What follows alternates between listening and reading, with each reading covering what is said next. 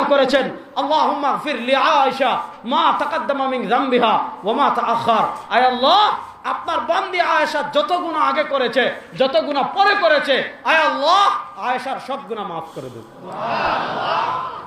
আয়েশা রাদিয়াল্লাহু তাআলা তো খুশি কেন? কারণ তিনি জানেন বন্দুকের গুলি মিস হতে পারে, তিনি জানেন তীরন্দাজের ধনুকের তীর মিস হতে পারে, সরওয়ারে দো আলমের দোয়া কখনো মিস হতে পারে না। আম্মা জান আয়েশা খুশি হয়ে যাচ্ছেন।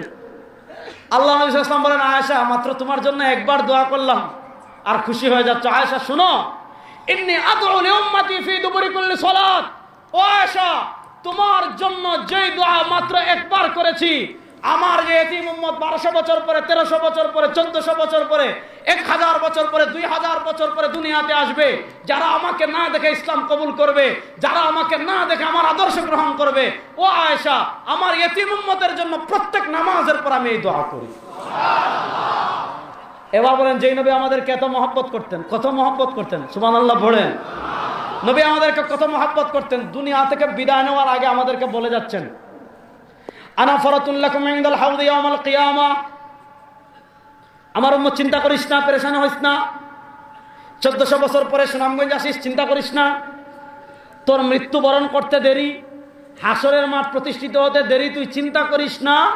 কিয়ামতের দিন হাউজে কাউসারে আমি নবী তোদের অপেক্ষা করতে থাকবো। এক সহজ সরল সাহাবী ছিলেন, গ্রাম্য সাহাবী। আল্লাহ নবী সাল্লাল্লাহু আলাইহি ওয়াসাল্লাম যখন বলেছেন আমি হাউজে কাউসারে তোদের অপেক্ষা করতে থাকবো, এক গ্রাম্য সাহাবী বলেন, ইয়া রাসূলুল্লাহ, ঠিক আছে, আপনি অপেক্ষা করতে থাকলেন।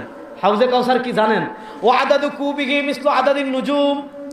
আল্লাহ তাআলা আসমানে যত তারকা রেখেছেন, যদি সারা দুনিয়ার সব মানুষ মিলে সারা জীবন গণনা করে আসমানের তারকা গুণে শেষ করতে পারবে না।